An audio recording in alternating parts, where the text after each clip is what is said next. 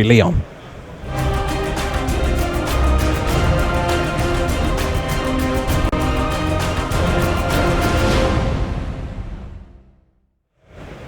Hello and welcome to this round one here at Grand Prix Lyon in France. I'm Tim Willoughby with Matej Zadelkai and Rich Hagen here in the booth for our Morning of Magic here. And we're going to get a chance to kick off our modern format with Lino Burgold from Germany on the left of our screen. He's up against Olivier Constant on blue-white control. Constant kicking things off there with a Celestial Colonnade. Meanwhile, Burgold cycling 2 copies of Street Wraith before even playing his first card. Street Wraith and no land on the first turn. Jeez, you know, Tim, I was at the Pro Tour in Bilbao and I was looking at a bunch of shadow decks. They were all so greedy in the hands they kept. One-landers, zero-landers. Lino Burgold is really getting punished for keeping a zero-lander, but I don't blame him. Being on the draw with double Street Wraith, you're so likely to draw at least the one land that you need, and they have so many other cards. But look at it, he misses again, only draws a Thoughtseize. Yikes. Street Wraith, a very, very powerful card, effectively letting you run a 56 card deck. The cost to cycle it comparatively low, especially when you've got the likes of Death Shadow in your deck, so that you actually kind of want to lose that life.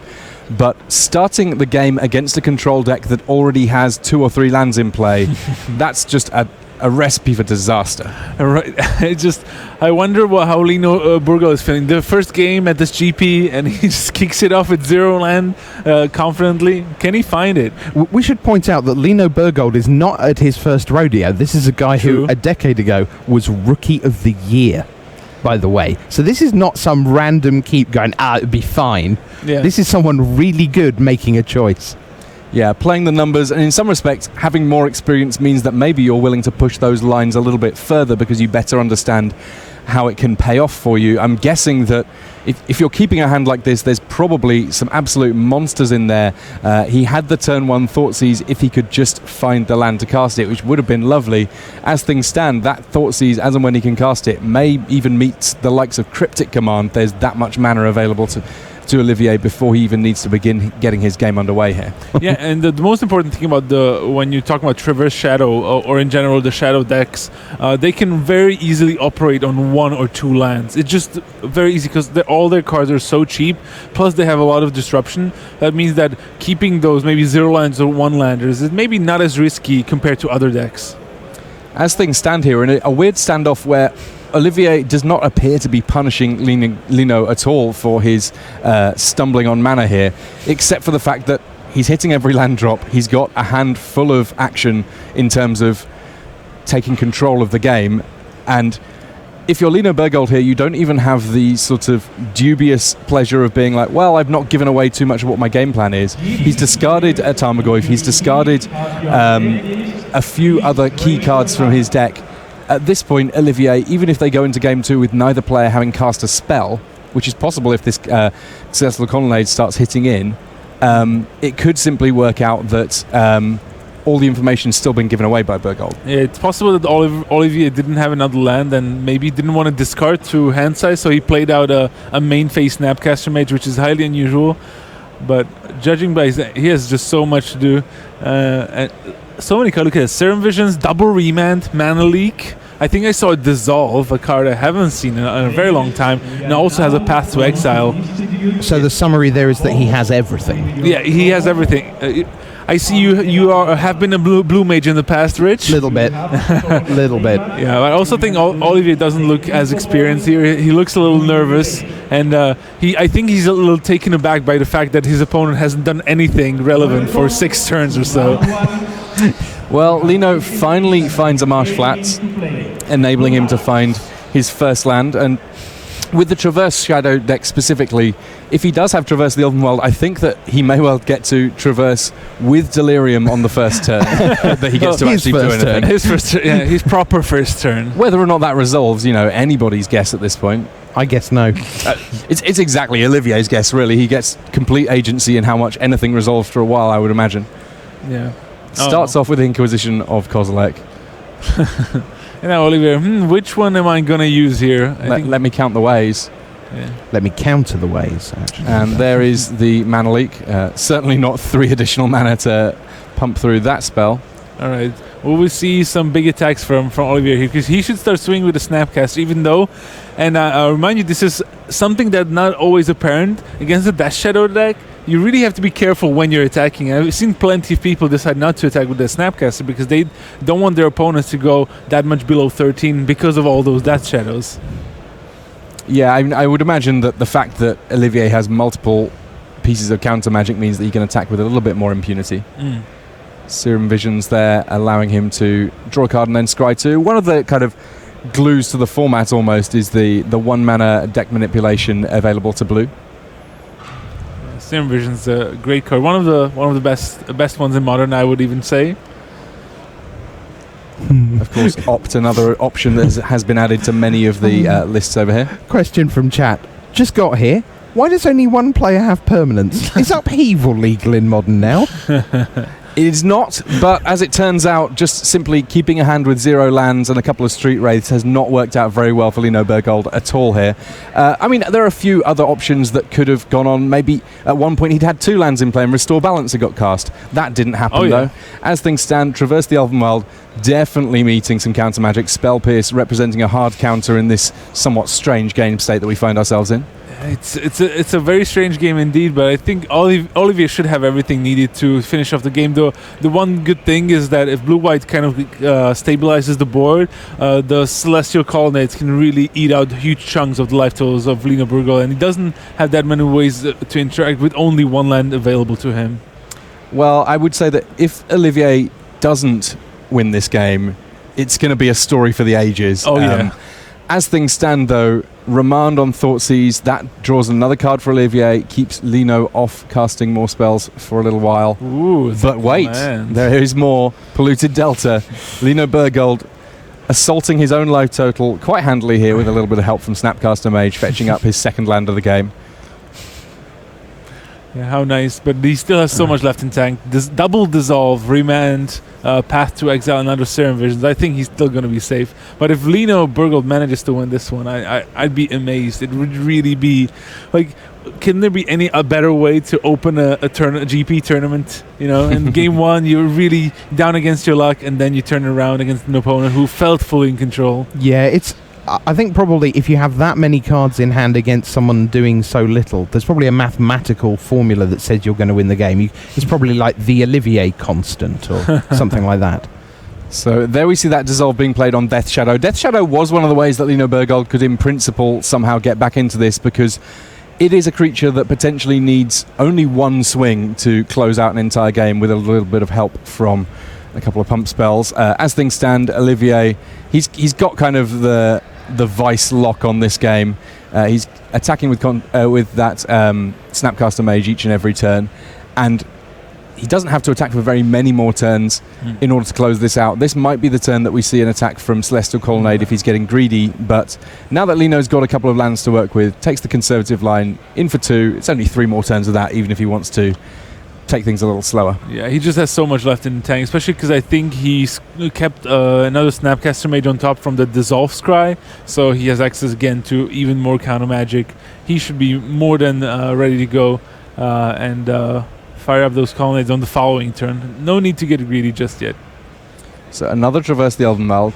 These are nice ways of baiting out counter magic, because it does kind of make sense for Olivier to try and counter them if he can, just meaning that he's going to have fewer spells to worry about later, and does indeed play another copy of Snapcaster Mage in order to allow him to flashback, if you will, one of the spells from his graveyard here. Yeah, I like how he first played Snapcaster Mage and then okay, which one am I going to choose here? Like a counter magic buffet in his graveyard. Yeah, Lino Burgold's graveyard almost as full as Olivier's, thanks to all of the early discards that he had to do, having missed land drops. Looks on, sees the Thoughtseize coming from his opponent here. I would let that resolve at this point, because Lino's on 6, and if the Thoughtseize resolve, he's going to go down to 4, and he's going to just die to the Snapcaster Mages, but Olivier's not taking any risks here. Is that just a case of trying to protect information about what cards he might have in hand? And no, honestly, I think it's just a habit, a thing of habit at this point. He got used to counting all the spells, so he just wants to counter another spell here, even though he could have easily just let that resolve with what he had left in the tank. Yeah, it's one of those things that I do think it makes sense to have your own little sort of rules of thumb for how you play any deck in Modern. It means that maybe you don't need to spend as much time thinking about each and every play, and it means that when you really need to, you've got a little bit more time when it's a very difficult decision. Yeah, look at Lino's at 2, and now he's going for the Thoughtseize. And Olivier's still countering. I'm going to be the one that kills you here. Yes, I decide when you die. Yeah, but it's a good play from Lino. He's just trying to bait out as much information as possible, and Olivier's just not realizing that those Thoughtseizes would kill Lino Burgold. So it's a really heads-up play from Lino there. Look at that. Like either that or they're all just having a bit of fun in our feature match area. Yeah, possibly. Smiles on the face of Lino Burgold there, the German that's travelled across to Lyon here for this tournament, and you know, he shakes his head. He knew what he was getting himself into in that first game. There was always the potential that he was going to miss a land drop or two. The fact that it played out that way, obviously not ideal for him, but still 2 games left potentially in this 3-game set. We have a chance to have a little look at the deck going on for Olivier as he reaches for his sideboard. A fairly traditional control deck in some respects, but there's a few spicy additions here. Spell Queller, an interesting one that obviously represents a body on the board, as well as a way of dealing with spells that might otherwise be uncounterable. Gideon of the Trials, a nice addition, and then the one cheeky Sphinx's Revelation for if you when you've got the game nearly locked up and just want to completely finish things off.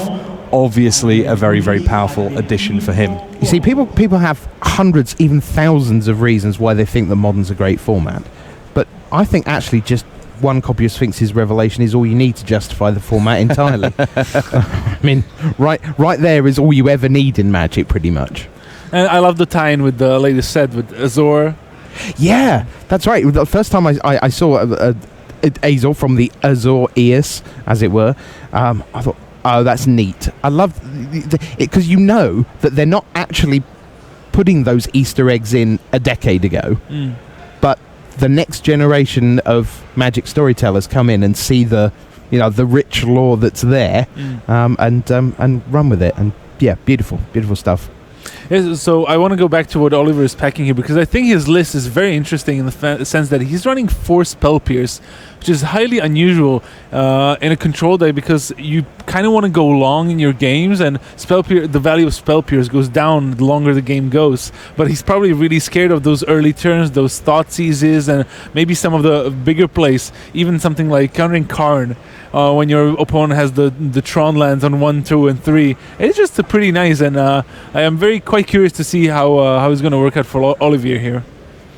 Sergeant Trey, at least I assume it's SGT Trey, says, this is not the best way to showcase Magic on the flagship channel. Put some pros on the feature match. So the thing is, obviously, that's a great idea. First of all, Lino Burgold's very good. Don't know about Olivier, but Lino Burgold, former Rookie of the Year. But yes, as people are starting to say in chat, they have buys. So for those of you unfamiliar with the way the system works, we play what we call Swiss pairings. So you play against someone on the same record as you. So obviously in round 1, everyone's at 0-0. But in round 2, you play someone at 1-0 if you win. By round 3, you're playing someone at 2-0 if you've won again.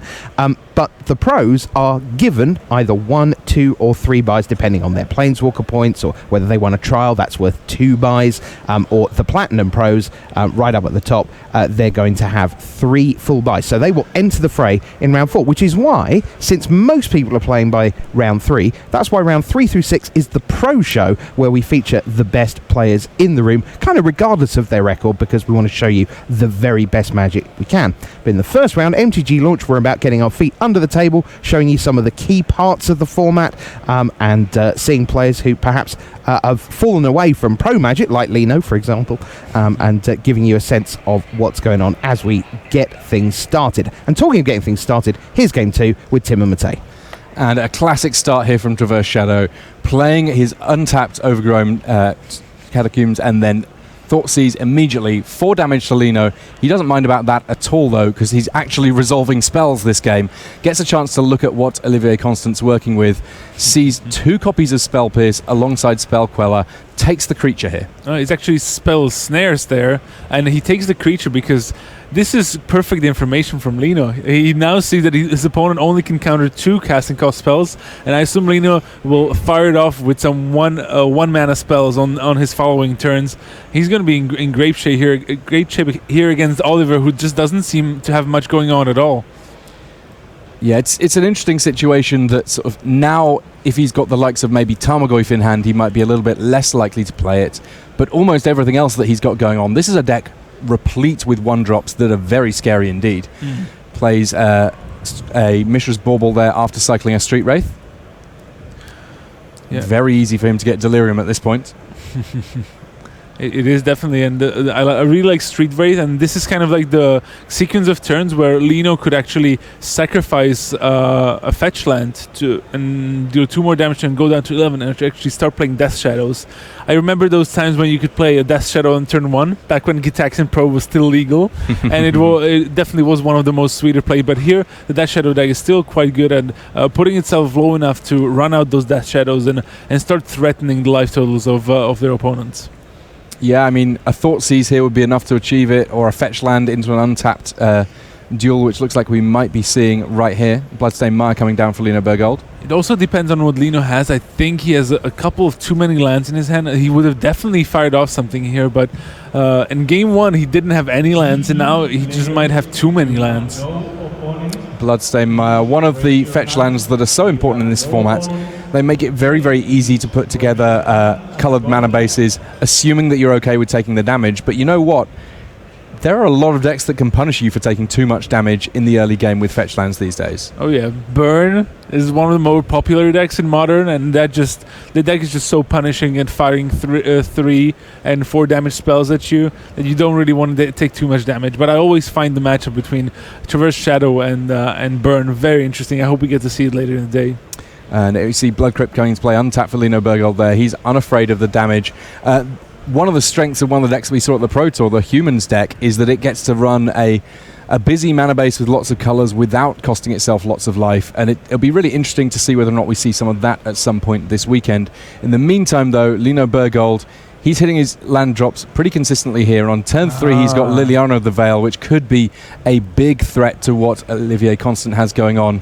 Unless he's drawn counter magic for it in this last turn or so, he will have to let that Planeswalker resolve. And Liliana represents just an awful lot of potential damage to initially the hand of Olivier Constant, but then potentially later on also his board. Yeah, I mean, this is a decent situation for Lino. He doesn't have much going on in his hand, just too many lands. He has a Tarmogoyf that will immediately get countered by Spell Snare, so he doesn't really mind it. And most importantly, the blue-white control decks have such a tough time dealing with Planeswalkers. They actually boarding cards such as Celestial Purge sometimes, which are good against the burn decks, but also they help counter the Planeswalker threats, such as Liliana. And now Lino, I think he's going to try, every turn is going to be very similar. Lino's going to plus the Liliana and try to strip Oliver from not just starting with his hand, but maybe working his way towards his lands as well with the ultimate ability. Yeah, Lino, we can see here, he's on Traverse Shadow. Some of these Death Shadow decks running more colours than others. Watery Grave signalling that we may see a Stubborn Denial or so coming from Burgold at some point.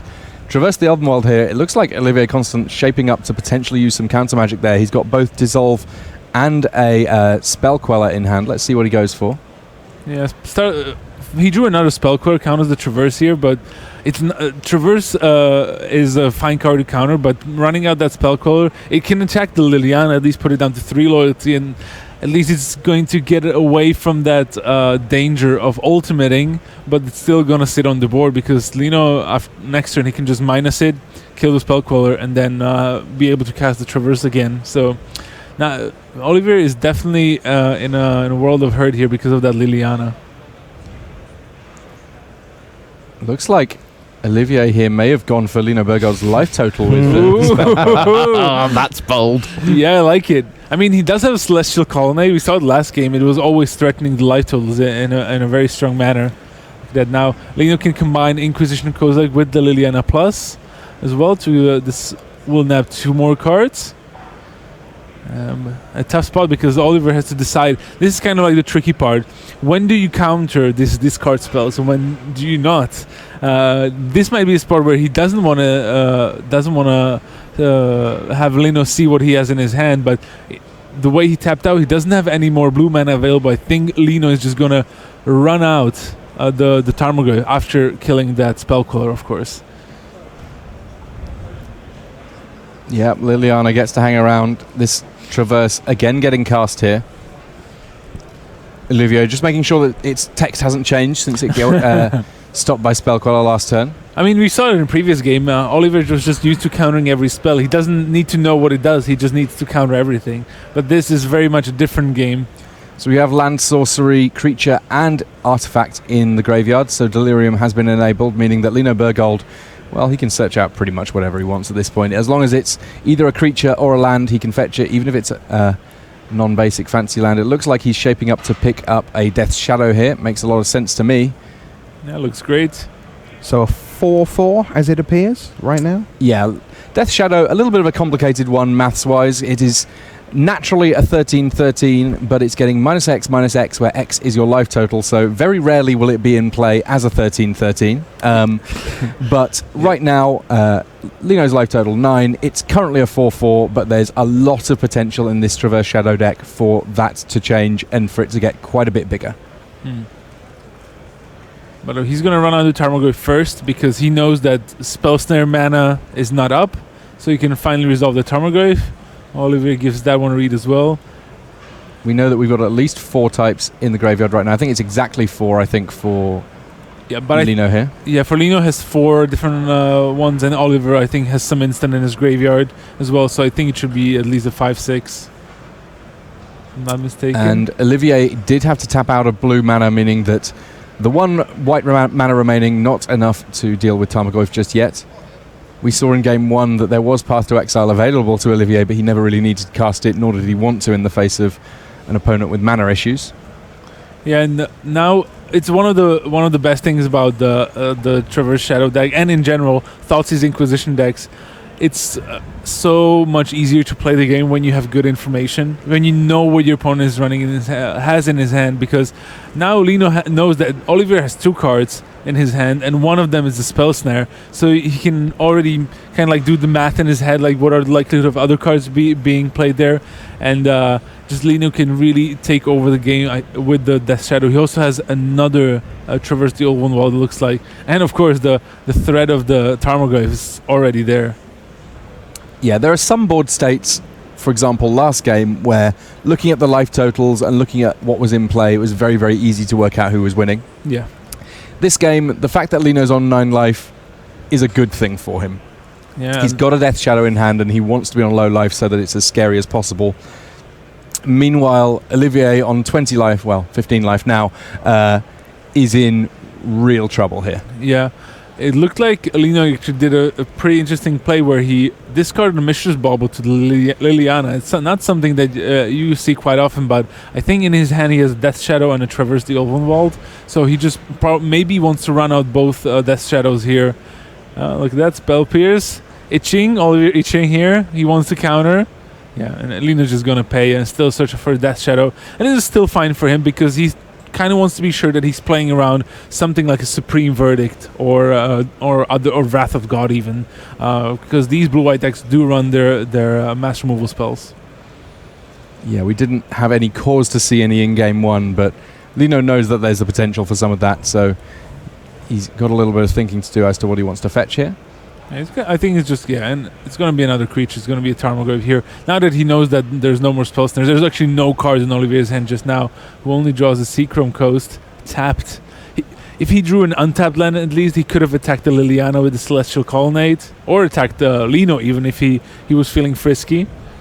I mean, the fact that Liliana is in play, once you're empty-handed, it means there's not even the potential for Olivier to be a bit sneaky, hold that land in hand and threaten that he's got counter magic, because if Burgold wants to, he can simply tick up his Planeswalker, clear out that hand, at which point, yeah, you might as well just play the land. Yeah, so it looks like Olivier is going for a Field of Ruin activation on a Watery Grave. I don't think it's going to be that big of an issue for Lino, who still has 1 basic swamp in his deck. Now, taking out the Watered Grave does turn off blue mana for Lino Burgold, so if there was the likes of, for example, Stubborn Denial, that's something that he would no longer have to concern himself with, and Stubborn Denial would be pretty scary for him in this instance. That said, Lino has just searched up a Tarmogoyf. I'd have been tempted to take out the source of green mana there. Yep, exactly. In the hope that there wasn't a forest in Burgold's decks, because realistically, how many basics can this Traverse Shadow deck run, Matej? It's usually running 1, sometimes 2. I heard a fun story about Jean-Emmanuel Deprat. He top-aided the Pro Tour. And Grand Prix Warsaw winner. Yeah, and apparently they were testing, and after the Pro Tour, he said that to his teammates that, guys, I should have listened to you. I should have played the Breeding Pool over the basic forest in my deck. I would have won 2 more games. And they were like, hey, you still top-aided the PT, man. It's well done for you. So everything coming up Burgold in these subsequent games, and we do see that a Stubborn Denial gets discarded by Burgold to Liliana of the Veil, so that would have been an option. In the meantime, though, these Tarmogoyfs, they're attacking for 10. That's Olivier Constant's life total, and that means we're going to a game 3. Yeah, Olivier could have blocked with a Celestial Colony for another turn, but I don't think it would have mattered in the end with the board that Lino has assembled there. So yeah, game 3. So, welcome to MTG Launch. If you're just joining us, Rich Hagan here in the booth alongside Tim Willoughby on play-by-play, and our expert finalist from Pro Tour Berlin is Mr. Matej Big Z Zadelkai. You're watching Game 3 coming up between Lino Burgold and Olivier Constant, after which we will go to the first of our tape delay matches, our time warp matches as we call them. We've got Michael Milis, one of Belgium's finest from the last while, I think it's fair to say. He's been around for a long time, against Marco Bienert. Now, it turns out, look, we don't get to see decks before the round starts. We don't know quite what we're getting in the early rounds because we just haven't had time to look through 2,000 deck lists to work out who's playing what. I think we've lucked out with our second match here. Michael Milis is playing Fairies with Bitter Blossoms and Vendilion Cliques and Spellstutter Sprites. Fantastic. I always struggle with that one. And that isn't even the funnest deck in the match, because Marco Bienert is playing 8-rack. Well, your definition of fun, Rich, may be different to some people in the room. I actually think that's very true, Tim. I think my definition of fun is quite a lot different to quite a lot of people's, actually. But yes, 8-rack, certainly one of the interesting outliers in the format. Lots of discard in there, lots of ways of locking down the game. It'll be very interesting to see which of these two decks, which probably both identify as control, end up actually taking control of this game. Rich, so I'm curious now, because I know you're a big lover of capsize and counter spells. Oh my god, 23 counter spells, 1 capsize. So, yeah. So now you said that you also like 8-racks or discard, a lot of discard. So I assume red-green land destruction is your number 3 archetype? It is certainly. I have played a lot of turn 1 Mox Opal, Slith Firewalker, hit you for 1, Stone Rain, you Tectonic Break, both of us, is that end of the game. Thanks for trying. I'm not surprised. It all makes sense now. Yeah, there is a certain theme of all my opponents being allowed to do exactly nothing at all times. Oh, and that also explains your tweets about Lantern Control over the Pro Tour. I don't know what you mean. Okay, no, I just figured you out finally after all those years. It's all come together. Yeah. Everything you need to know about a person, you can tell by their deck lists. Exactly. And I guess by the same tenant, Matej, you're someone that I see as a pro player. You'll play what's good in any given weekend. Do you have particular styles of decks that you prefer in Modern? Not really, but I have to say I'm a huge fan of Death Shadow in general. I played it at my last Modern PT. I was in I think Atlanta a few years back, and it was I just had a blast, and it was fun to play. It was like a puzzle, and that's why these Traverse Shadow. I think a lot of good players tend to play the Shadow decks because you have so much control over what is going on in the game because you have the discard spells. You can optimize your mana base according to what you're doing. It's a lot of fun for people who like figuring out puzzles. Yeah, it's really interesting you say that, actually, because I think that for a lot of people, playing against Death Shadow is a bit of a puzzle too, because, as you pointed out in the last game, sometimes attacking when you've got some free damage on the board is the worst thing you can possibly be doing if it works out that Traverse Shadow is able to set up and protect its own Death Shadow. Other times, though, you do need to close out these games. Yeah, before the game started, I definitely want to mention, I think Pierre Dajon, a local, wrote a very good article a few months back about Magic compared to game of chess and a game of solving puzzles. And it was quite an interesting look on how you can also analyze Magic in a slightly different way. And I think you said it right. Playing Death Shadow is a puzzle for yourself because you're good at solving puzzles. The pro players usually are. And you want to take advantage of your opponents not being that good at solving those same puzzles. All right, well, we are underway, so here comes game 3.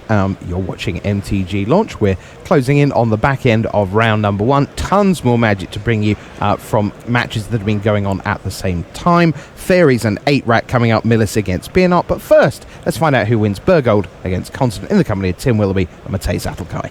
So Flooded Strand there, fetching a Hallowed Fountain for Olivier Constant, and he had a choice to make there as to whether or not he wanted to play the Fountain tapped or untapped. Obviously, one way round threatens some sort of counter magic. In this case, Olivier letting the shields down and Lino Burgold taking the opportunity to fire off an Inquisition of Kozilek. Let's see what's going on in Olivier's hand. Yeah, I was very surprised that Olivier, I think it was a Flooded Strand that was sacrificed to grab that Hallowed Fountain. I was just surprised that he didn't want to do it at the end of Lino's turn, to at least try to represent that he has a Spell Pierce in his hand or something similar. But he went he took the shortcut. Yeah, he wanted to be able to pass through the turn and just keep things moving, and that's fair enough. Yeah. I guess clock management a pretty important piece of the puzzle when you're playing a deck like Blue-White Control that can on occasion have rounds go long, ignoring the fact that we got 20 minutes left for this last game because we had a slightly abortive game 1. Yeah, so Inquisition takes the spell caller and it leaves Olivier with a lot of removal spells, 2 Paths to Exile and a Supreme Verdict. So this kind of means to me that Lino probably will have some sort of discard plan, maybe again with Liliana of the Veil, who was just so good in the previous one, because Lino will not run out any of his creatures in the early turn because he knows that they're just going to die.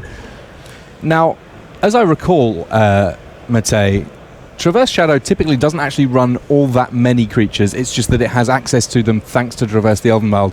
How much do you need to carefully manage your creatures in the face of something like Path to Exile? The good thing is that all your creatures are really big heavy hitters, so that's kind of like a good thing, that you almost never need to run out 2 creatures at the same time unless you already know that your opponent is in big trouble and you just want to finish out the game. So that's good. Plus you have those traverses which find you additional creatures, so even though you might only play 8 or 9, because sometimes apart from the Tarmogoyfs and Death Shadows we do see something like Grim Flare being run, it's fairly straightforward, and with having access to the good information, I think you always can run 1 creature at a time and be safe about it. Oh, then here's the extra one I mentioned, Grim Flare.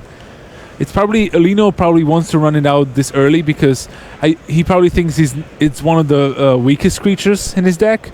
It doesn't have the Lyrium just yet, so only a 2/2, and the extra land he might actually find very useful with, for example, Liliana with Stubborn Denial backup, or a discard spell plus Liliana on his next turn.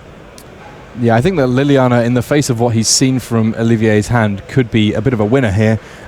Get it down early, start attacking that hand, and that's kind of ultimately where he was able to snag game 2. It wasn't so much the Tarmogoyfs that actually literally dealt the damage to Olivier, it was that Liliana plus discard meant that he just had no answers to anything else that was going on. Olivier was thinking about playing a Snapcaster Mage and flashback the Serum Visions that he played earlier. But he decided just to pass the turn and see. Yeah, just seeing what's coming from the other side of things. And Inquisition of Kozilek coming along from Lino Burgold there.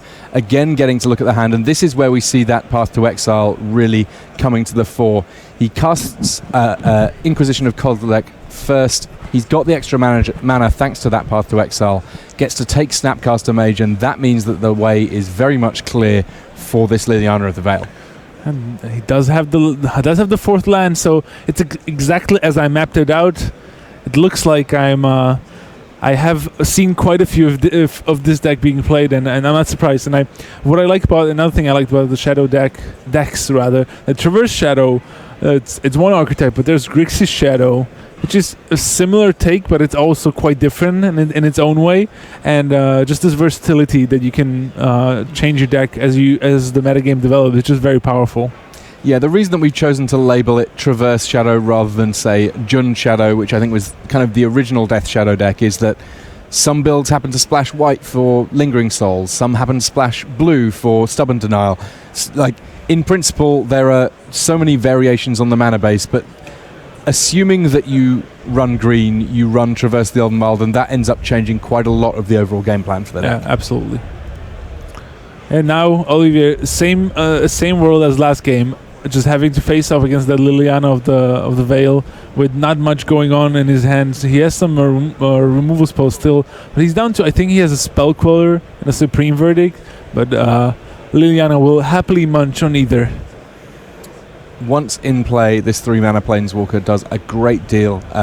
3 mana, a very dangerous cost on Planeswalkers, as it turns out. If they're able to get a few activations off, they can certainly cause trouble, and they've really changed the face of what it means to be a control player, because this is the kind of permanent that is a little bit harder to answer with spells than, say, a creature, and turn after turn they just generate all of these different advantages. Yeah, so Olivier kept the Spell Queller in his hand. That was the last card, but just like last game, he might be able to attack Liliana for a little bit here, but it's not going to last long in this world. Yeah, Liliana on 5 can afford to take a 2-point hit, then -2 to deal with the Spell Queller if Lino so chooses. And yeah, this is a rough old spot for Olivier here. He's looking at his graveyard. That's unfortunately for him, not his hand. Not his hand, yeah. Yeah, it's not his hand, but it's revealing very strongly about which card he drew for the turn. He actually did draw a Snapcaster Mage, so that's why he's looking through his graveyard already. Actually, it could be quite decent here, because if Lino decides to minus here, and he probably knows, look at his face, I think he, like, now looking at the graveyard as well, he probably figured out himself that Olivier drew a Snapcaster Mage. Ah, looking at your graveyard, are you? Yeah, exactly. So kick things off with a Thoughtseize here. I like this. The 1-2 punch of discard plus Liliana, once again a feature. No, he's also looking at his graveyard again. He doesn't have. He can target the Path to Exile in his graveyard, so he would be able to cast that later in his turn if Lino played a creature. But he should still run it out, because Liliana minus can then be not as effective as it usually was. Yeah, of course, it forces a player to sacrifice a creature, but the player gets to choose which creature, and with 2 creatures in play, Spell Queller could potentially hang about a little bit longer. Yeah, but he can't cast that Serum Visions it's still a sorcery, so we can still target it, of course. Lino's probably just trying to explain that, yeah, you can play that, you can target it, but you cannot play it. Just to clarify, chat, this is live, not pre-recorded. Anything could happen. Alien landings. Olivier Constant beating this Liliana. Almost anything. Ooh, but almost anything. I'm not sure that we're going to see Liliana. But the Snapcaster Mage was a really good draw, because the Liliana minus then could eat up the Snapcaster Mage, and now Olivier is able to attack. He's not attacking the Liliana again. He's single-minded. This is one of the more aggressive lines that I've seen from Blue-White Control. No, I think it's Olivier, judging by how he played, and I think it's one of the things that maybe less experienced players do. They're just so used to their games playing out in a particular way, countering everything and finishing up with your Snapcast and Spell Quellers. They don't realize that, combat? I can attack Planeswalkers? And I just don't think he realizes it. Are you being optimistic or euphemistic, Tim? In which regard? In what you just said about one of the more aggressive lines, I think was your phrase. I mean, it definitely is aggressive. I don't think it's necessarily most likely to win the game, but there's no two ways about it. Attacking life totals there, especially against Death Shadow that could potentially just power out a bigger Death Shadow now. It seems like he now needs Celestial Colonnade to get some swings in if he's going to actually end this game, and I think that's if anything, a little unlikely. Yeah, you sort of wish it was Jeskai, don't you? Because then we'd be like, Lino's at 5. All he needs is some lightning bolts. He's got snapcasters to bring him back, and it would feel like 5 was a very, very attackable life total. But right now, that doesn't seem to be the case. Yeah, again, we're in one of those spots where don't look at the life totals, people, if you're trying to work out who's winning this game, because the life totals are lying to you right now. That while they are correct, they are accurate in what's going on. If you're trying to work out who's winning this game, look at Liliana, count the number of cards in Olivier Constant's hand, figure out the size of that Tarmogoyf, put that all together, and it won't take you too long to close this one out. Now, we don't have an advantage bar, but if we had, I would put it very much on Lino's side. Why don't we just all lean to the left? And maybe that'll do it. Oh. And +1 on Liliana once again, just keeping her a little bit safer. And here is where it all closes out. There is a Traverse the Elven Wild. Lino just, demonstrating that, yes, he does have Delirium. And that means that I think it very likely that we're going to see it. There's a Death Shadow. 13, 13. 13 minus 5 is 8. We have a 1-mana 8/8 on the battlefield. Easy peasy. And with Stubborn Denial back up.